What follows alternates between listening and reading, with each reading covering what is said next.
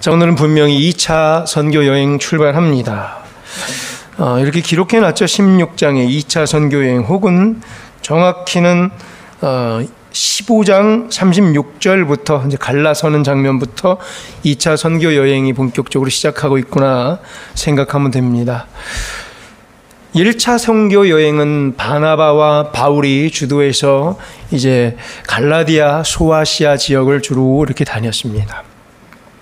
1차 선교 여행 후에 선교 보고하는 장면에서 또 가관이었지요. 어떻게 유대주의의 그 갈등 가운데에 많은 갈등들이 있었습니다. 그들을 파송했던 안디옥 교회에, 심지어 예루살렘에서 유대인들이 파견이 나와 여러 가지 갈등이 있었고, 또 예루살렘까지 불려 들어가서 거기서 예루살렘 총회를 열어서 바울과 바나바가 간증했고 체험했던 것들이 교리적으로 문제가 없는지, 그들의 선교 여행을 어떻게 자리매김 할지에 대해서 큰 회의를 열었다고 보면 됩니다.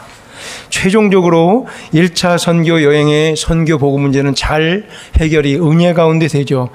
1차 선교 여행에 대한 바울의 증언, 그것은 다툼과 변론 사건 또 같이 엉그러지면서 오히려 다툼과 변론, 반작용, 또 여러 그걸 해결하는 문제 해결의 과정 가운데 바울이 체험했던 교리는 더 견고해지고 그의 교리는 신학이 되어 갑니다. 예루살렘 총회, 이렇게 다툼으로 시작됐지만 그 결과는 오히려 하나님께서 다 받으셔서 오히려 엄청난 결과를 만들어냈어요. 그 결과는 어땠어요? 앞으로의 선교 정책과 선교 방향, 선교 사업에 날개를 달아주는 격이 됐다라고 했습니다. 자, 이 다툼을 통해서 오히려 복음 전파가 확장되고 복음이 더 진보되는 역사 발전이 이루어지는 장면을 보게 됩니다. 다툼 가운데 그 다툼을 어떻게 이겨내고 그 다음 방향을 향해 나아가는가는 공동체의 책무입니다. 다툼이 없는 공동체는 죽은 거예요. 아니면 독재거나, 다툼이 있고 또 발전하고 고민하고 또 싸우고 또 이겨내고 한 발짝 한 발짝씩 하나님이 원하시는 모양으로 변화되는 줄로 믿습니다. 우리도 마찬가지인 거예요. 아무 문제가 1년, 10년, 20년, 30년 아무 문제 없이 늘 행복하게 잘 살고 여기까지 왔다, 죽은 거예요. 그 공동체는 힘이 없어요. 조금만 바람이 불어도 휘청 넘어갈 수가 있어요. 그러나 모진 세월을, 또 모진 풍파를 이겨내고 또 고민하고 살아남고 또 발전하고 개혁해내는 공동체는 강해지죠. 그래서 하나님께서 이 공동체를 큰 일에, 또 역사적인 현장 가운데 들어 쓰게 되는 거죠. 우리 부성교회가 그런 공동체, 그런 교회인 줄로 믿습니다. 무장하시고 더 발전하시고 더 성장하시고 또 더 많이 싸우시고, 그리고 더 화해하시고, 그리고 더 발전하시고 더 친해지시고. 싸워야 더 친해지는 건 알죠? 오늘 계속 싸웠어요. 15장부터 물고 뜯고 그냥 별의별 일이 다 있었다. 그리고 이렇게 이겨낸 것을 우리는 봅니다. 그리고 선교회는 날개를 달려 지금 날아가고 있는 장면을 우리는 보게 됩니다. 16장부터 펼쳐지는 바울의 2차 선교 여행은 그래서 더 멀리, 더 어두운 곳으로 향해 가게 된다고 그랬어요. 자, 우리 16장부터 읽었지만 너무 아름다운 환상 있죠. 16장 9절에서 환상이 바울에게 보이는데, 마게도냐 사람이여 마게도냐로 건너와서 우리를 도우라. 이게 가능한가? 지금까지 한 번도 건너가 본 적 없는 저 땅, 마게도냐 땅, 알렉산더 대왕의 땅, 죽음이 도사리는 땅, 미개한 땅, 그리고 땅끝이라고 여기는 그곳, 과연 갈 수 있을까? 그 지경에 가게 되는 거죠. 그래서 이후에 펼쳐질, 오늘 처음 들어갔던 도시가, 첫 도성이 빌립보라는 도성이었죠. 거기서 또 많은 일들이 일어나죠. 빌립보를 또 그 주축으로 해서 옆에 데살로니가, 그리고 고린도, 그리고 에베소, 놀라운 지역을 방문하면서 거기서 썼던, 고민했던 것들을 편지로 남겼던 것들은 후대에 엄청난 신학과 교리가 됩니다. 이미 하나님께서는 놀라운 계획을 하셨다고 우리는 그렇게 묵상을 했었습니다. 빌립보서를 쓰기 위해서, 데살로니가 전후서를 쓰기 위해서, 고린도 전후서, 에베소서를 써서 이렇게 견고한 교리를 만들기 위해서 하나님께서는 이 모든 것을 이미 다 계획하셨다는 거죠. 거기에 마게도냐 사람의 환상이 보여지고 이리를 향해 건너와라 라고 하는 거죠. 유대 바리새인들과의 이 15장 초반부터 나왔던 심한 다툼과 변론, 또 이런 싸움 중에도 진리는 항상 이긴다는 것을 우리는 또 묵상했습니다. 반드시 결국 진리는 이긴다. 결국 진리가 뚫고 나온다. 막 엉클어지지만 진리면은 뚫고 나오는 거예요. 그게 힘이고 그게 진리인 거예요. 그래서 진리를 붙잡은 사람은 이길 수 있어요. 담대할 수 있어요. 멀리 볼 수 있어요. 지금 아픔을 참을 수 있어요. 왜요? 떳떳하면 되니까, 진리면 되니까, 진리에 자신을 비추어서 깨끗하면 되는 거예요. 그럼 이길 수 있는 거예요. 주변에 지금 당장 보는 시선과 지금 아직 그걸 보지 못했던 상황과 환경 때문에 울 필요 없고 무너질 필요 없는 거예요. 진리라면은 결국 하나님께서 인정하시고 역사를 뚫고 나오는 힘이 있기 때문이죠. 5장 저 위에 36절부터 보니까 이제 본격적으로 2차 선교 여행을 이렇게 준비하죠. 그런데 15장 36절, 15장 36절에 보면 바울의 그리고 바나바의 처음 계획은 어땠어요? 2차 선교 여행도 1차 때와 거의 같은 패턴으로 가려고 이미 마음 먹고 있었어요. 바울이 차마 거기까지 생각을 못했어요. 어떻게 열릴지를. 그래서 1차에 방문했던 도시들을 그대로 다니면서 견고히 세우고 리더를 세울 생각을 바울은 하고 있었어요.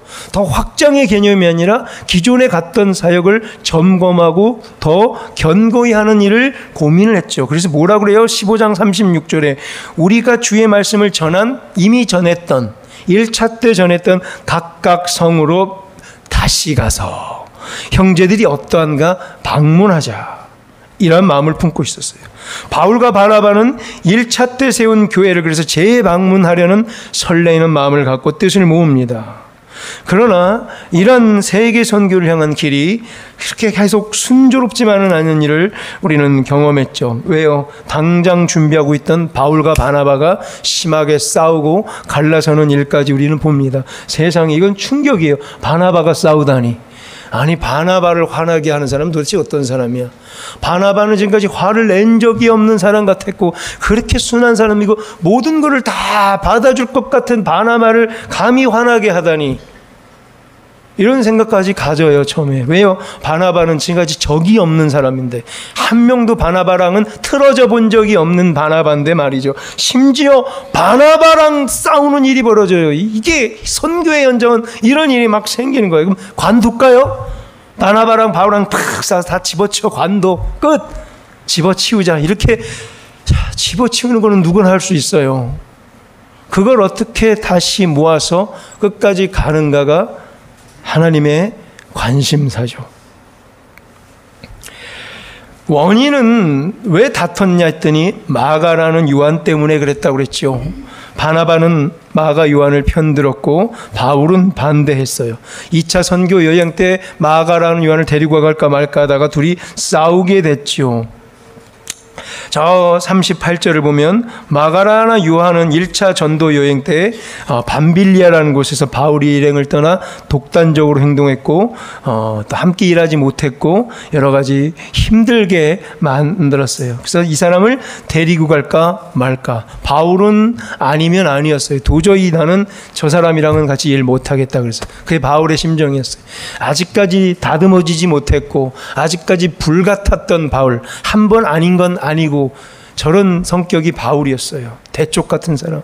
그래서 절대 나는 용납 못한다. 안 그럼 다 끝이다. 이런 정도의 바울의 성품이었던 것을, 불같은 성격이었던 것을 봅니다.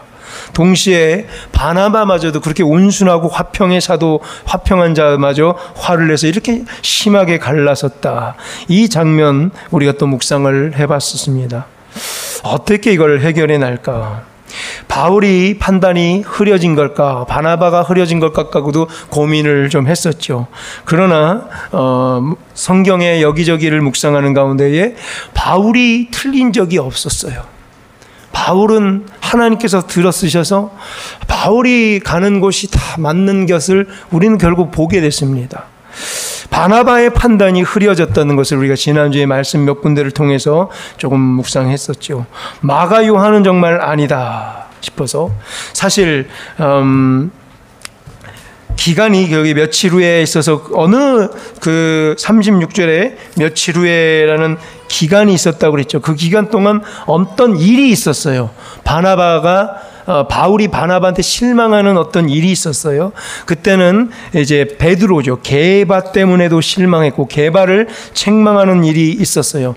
바울이 게바라는 베드로를 심하게 책망하는 그 장면이 있었죠. 그 원인은 뭐였냐면 갈라디아서 2장을 우리가 좀 살펴봤었죠.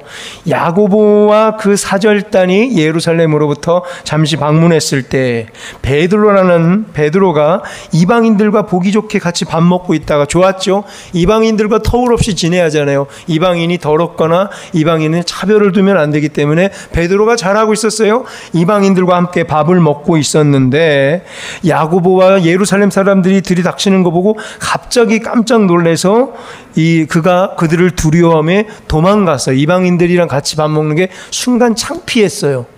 그래서 잠깐 도망간 일이 있어서 그것 갖고 심하게 야단맞고 있었죠. 갈라디아서 2장 12절에 이 말씀이에요. 할례자들과 유대에서 유대인들이 오는 것을 보고 두려워하여 떠나 물러가며. 왜 두려워해요? 그들을 있는 그대로 보여주면 되잖아요. 왜 떠나요? 왜 물러가요? 창피했거든요. 그러면 안 된다는 얘기죠. 이방인들과 함께 먹고 이것들이 나쁜 게 아닌데, 즉 베드로도 아직까지 여전히 유대주의적인 색채가 머릿속에 남아있다고, 그런 선입견과 부정적 의견이 여전히 베드로에게도 있구나, 여전히 선민의식에 사로잡혀 있구나라는 걸 우리는 알게 됐죠. 그래서 베드로는 바울에게 호되게 야단맞습니다. 새카만 후배 바울에게 많은 사람들이 보는 앞에서 면전에서 크게 야단맞고 창피를 당하는 일이 생겨요. 베드로가 말이죠. 베드로가 말이죠. 그런데 문제는 바나바도 여기에 얽혀 있었어요. 바나바도 2장 13절을 보니까 바나바도 그들의 외식에 뭐라고요? 유혹되었더라. 같이 1차 여행을 가면서 모든 것을 다 함께 지켜보고 체험했던 바나바도 흔들려요. 이게 이렇게 무서운 거예요. 유대주의 색채가 이렇게 무서워요. 선민의식이, 선입관이, 고정관념이 이렇게 무섭다는 걸 우리는 다시 한번 묵상해야 돼요. 바나바도 흔들려요, 여러분들. 우리가 어떻게 안 흔들려요? 우리가 어떻게 고정관념 없이, 선입견 없이 사람을 깨끗하게 바라볼 수 있어요? 못해요.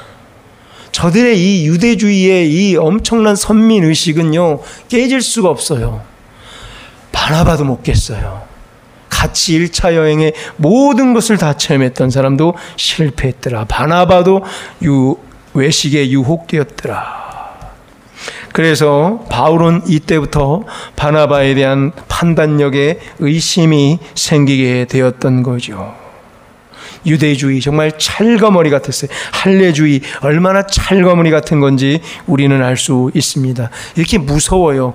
전통이, 잘못된 전통이 안 바뀌어요. 이렇게 안 바뀌어요. 끝까지 이거 그때는 이랬는데 이게 안 바뀌어요. 죽어도 안 바뀌어요. 이걸 보는 거예요. 바울은 뭐예요? 이걸 깨려고 바나바랑 갈라선 거예요. 이걸 깨야 복음이 전파된 걸 알게, 바나바가 혹시나 이런 생각 조금이라도 묻어있을까 봐 갈라서는 게 핵심이다. 거기에 마가 요한은 핑계거릴 수가 있어요. 갈라서 버려요. 그리고 바울은 진짜 이 이후에 모든 사도행전을 마무리하며 2차, 3차 선교 여행을 획을 긋습니다.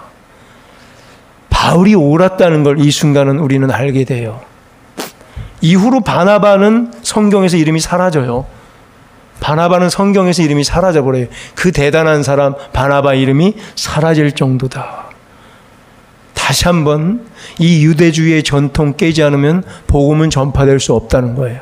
그럼 오늘 우리 묵상할 때 부성교회 안에 남아있는 유대주의의 전통이 있다면 이것 깨지 않으면 절대 복음 전파할 수 없어요. 이것 깨는 것과의 시작이에요. 근데 죽어도 안 되는 걸 보이죠. 베드로도 죽어도 안 돼요. 바나바도 안 돼요. 야고보도 안 돼요. 바울이 가능했어요. 바울이 거기에 완전히 깨끗한 사람이라 하나님이 누굴 쓰셨나를 보자는 얘기예요. 하나님이 누굴 들어 사용했는지를. 바울을 들어 사용했어요. 이걸 과감히 개혁할 아무 유대주의의 또 헬라주의의 그것이 없이 순전히 하나님의 뜻만을 감찰했던 사람, 하나님의 뜻만을 간구했던 사람 바울을 들어 쓰셨다.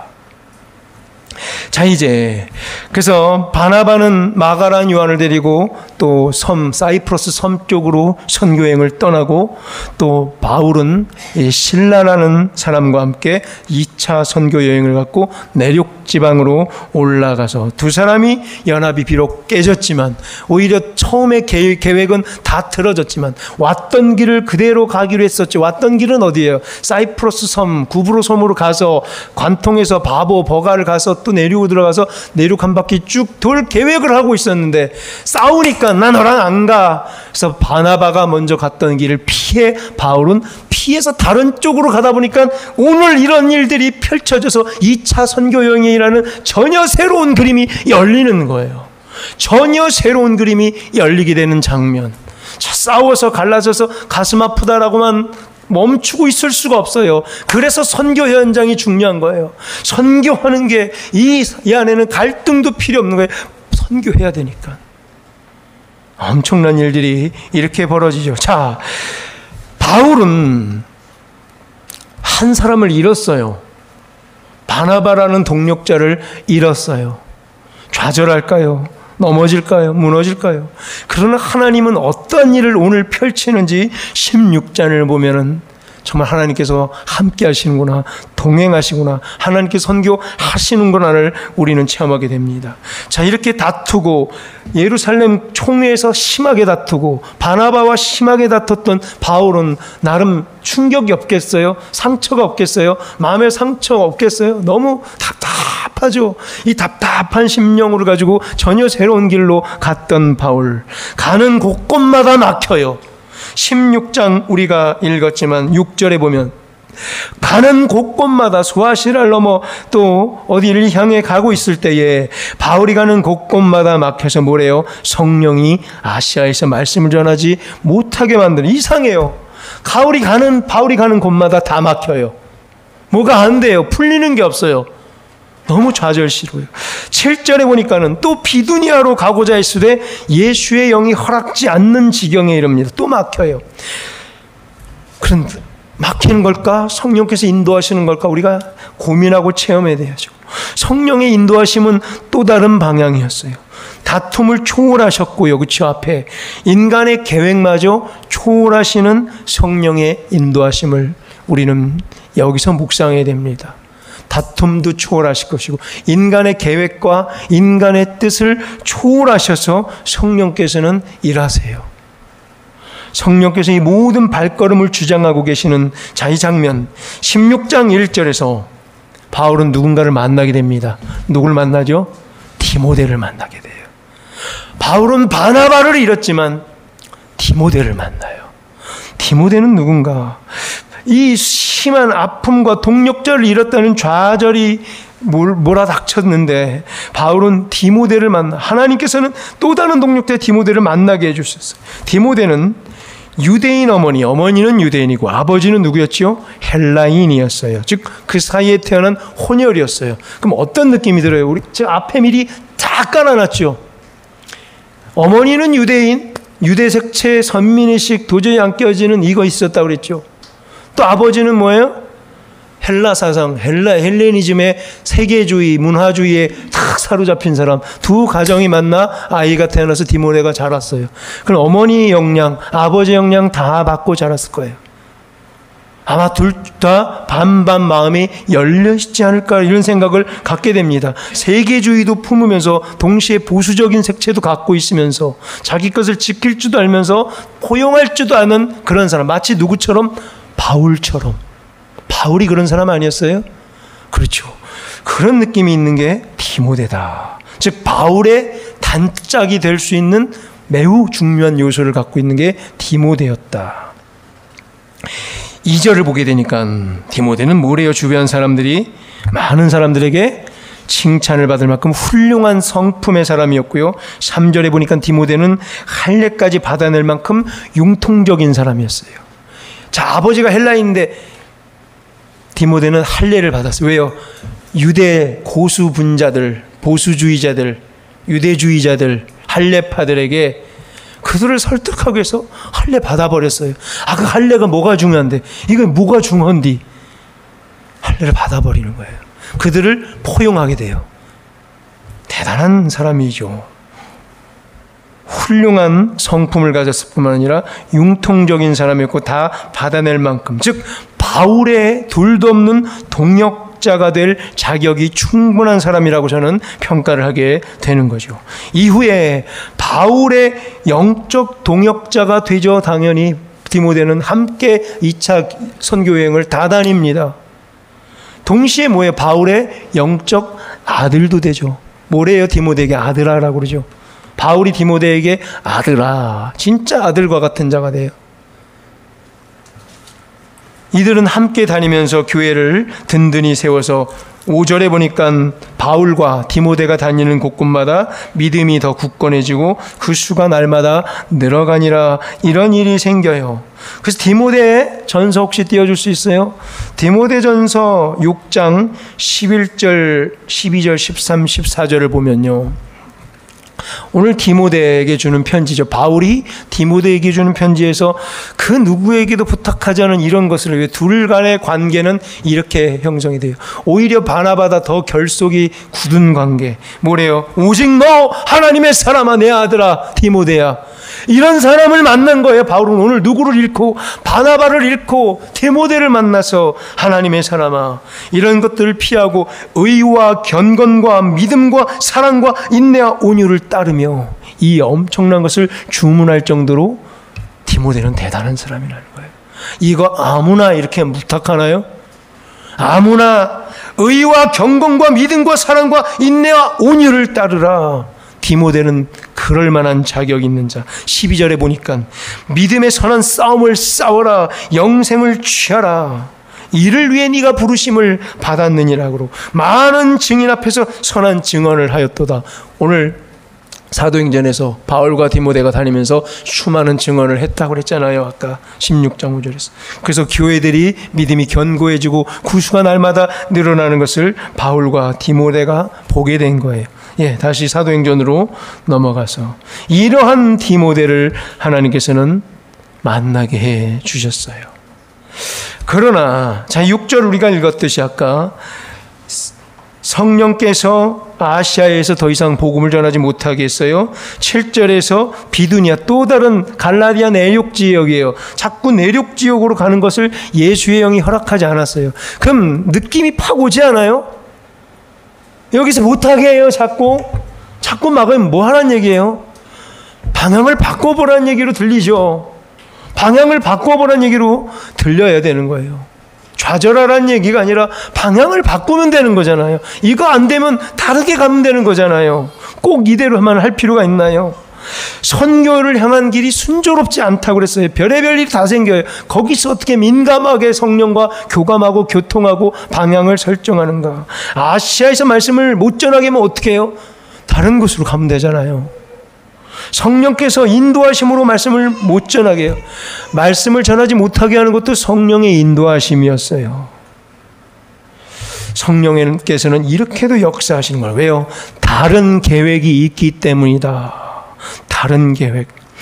부르기아와 갈라디아 지역을 관통하여 해변가 쪽으로 발걸음을 결국 인도하시는 성령님을 보면서 7절에서 이렇게 개입한다고 그랬죠. 예수의 영이 다 허락하지 않고 좀 더 보면 무시아라는 해변 도시에서 내륙인 비두니아로 꺾어서서 가려고 그랬더니 발걸음을 허락하지 않고 예수의 영이 막았어요. 어쩔 수 없이 갈 수 있는 길은 뭐라고 그랬어요? 그래서 바닷가예요. 바다밖에 길이 없는 거죠. 갈 길은 바다예요. 바닷길로 갔더니 드로아 지방으로 내려갑니다. 완전히 바닷가, 해변가예요. 강릉이나 해운대 이런 곳이에요. 어디로 가요? 이제 갈 곳이 없어요. 이제 내륙은 갈 곳이 없어요. 어디로 가란 말이에요? 바다를 건너가란 말이에요. 한 번도 안 해본 일을 갑자기 하래요. 그럼 여기서 고민하죠. 한 번도 안 해본 걸 하래요. 바닷가를 딱 몰아놓고 지금 바다를 건너가래요. 그럼 어떻게 해야 돼요? 아유, 무슨 바다로 가, 우리가 해보지도 않았는데. 그건 아닌 것 같아요. 내륙에서 여전히 뭘 하면서 다시 내려고 또 해보죠. 아니면 이쪽 내륙 갈라디아로 가든지 소아시아로 가든지 어떻게 해보죠. 어떻게 할까요? 바다로 갈까요 말까요? 다 막았어요. 바다로 갈까요 말까요? 이 현장에 있게도 놓여있게도 되는 거예요. 하다 보면. 마지막 길, 바닷길, 한 번도 가본 길, 없는 길, 두려운 길, 그것이 소문에 의하면 그곳에 가면 다 죽는다는 길, 글로 가면 다 망한다고 모든 사람이 다 말하는 길, 갈까요 말까요? 마케도니아라는 낯선 땅이 펼쳐져 있고 한 번도 안 해본 두려움이 가득한 곳, 고민을 하고 있는 이 중에 9절에서 환상이 나왔다는 얘기예요. 고민을 하고 있는 중에 마게도니아 사람을 하나님께서 보내주셔서 건너와서 우리를 도우라. 확증이 생기는 거죠. 꿈인지 생신지. 10절을 보면 바울은 바로 알아차립니다. 지금까지 성령께서 이것 때문에 우리를 그렇게 막았구나. 10절을 보세요. 한번 10절 다 같이 한번 힘차게 읽어봅니다. 바울이 그 환상을 보았을 때 우리가 곧 마게도냐로 떠나기를 힘쓰니 이는 하나님이 저 사람들에게 복음을 전하라고 우리를 부르신 줄로 인정함이로다. 아멘. 이렇게 딱 판단하신 거예요. 바울은 알았던 거예요. 자신의 계획과 하나님의 계획이 다르다는 것을 깨달았어요. 그리고 곧바로 순종하며 방향을 바꿉니다. 이게 바울의 위대함이에요. 방향을 바꿨어요. 이게 쉽지가 않다는 얘기를 하고 있어요. 지금까지 다 못 바꿨어요. 베드로도 야고보도 바나바도 안 됐어요. 바울이 바꿨어요. 그리고 성경은 글을 들어 쓰셨어요. 이걸 우리가 명심하십시다. 누가 쓰임받는가? 하나님께서 누구를 들어 쓰실까를 보시자는 얘기예요. 바울은 곧바로 이제 마게도니아로 향해 떠나기를 힘씁니다. 하나님께서 더 완벽한 계획을 갖고 계시는구나. 더 깊은 뜻이 있겠구나. 연속된 실패 속에 좌절하지 않고 바울은 방향을 바꾸고 새로운 개척의 길을 시작하는 거죠. 하나님께서 여시는 길이 이거구나. 자, 길이 어떻게 열리는지 볼까요? 연속된 실패를 딛고 하나님의 깊은 뜻에 순종하고 있는 바울에게 하나님께서는 순풍의 날개를 달아주십니다. 오늘 제목이에요. 순풍의 날개 달고 뭐 하자는 얘기예요? 날아가자는 얘기예요. 때로는 순풍의 날개 달릴 때도 있는 거예요. 지금까지 다 막혔잖아요. 하는 것마다 막힐 때가 있어요. 하다 보면, 살다 보면. 근데 하는 것마다 뚱뻥뻥 뚫릴 때가 또 있게 될 줄로 믿습니다. 이게 하나님의 뜻이 거기 있는 거예요. 순풍에 날게 되고 술술 날아가게 할 때 보죠. 드로아에서 마게도냐 네아폴리까지는 배로 3일 거리예요. 11절에 보면요, 이 사람들은 어떻게 도착해요? 이튿날 도착해버려요. 네아폴리까지, 그리고 첫 성인 빌립보까지 가려면 3일이 걸려요. 배 타고. 근데 이상하게 이 배는 그 다음날 도착해버려요. 돛단 배가요, 순풍에 날개 달고 갔는지 이상하게 하는 것마다 다 막혔던 바울이 이상하게 마게도냐를 하는데 3일 걸릴게 이틀 만에 걸려서 그 다음날 도착해버려요. 하나님은 이렇게도 일하세요. 이상하게 다 안 되는데 어떤 걸 해봤는데 그냥 관통하게 해버려요. 아, 이거구나. 이렇게도 되는구나. 이러한 시간적 하나님의 은혜가 있구나. 분명해지죠. 곧바로 빌립보를 향해 들어갑니다. 자, 하나님께서 어떤 일이 펼치실까? 빌립보까지, 자, 이제 첫 성인 빌립보까지 하루 만에 간 바울.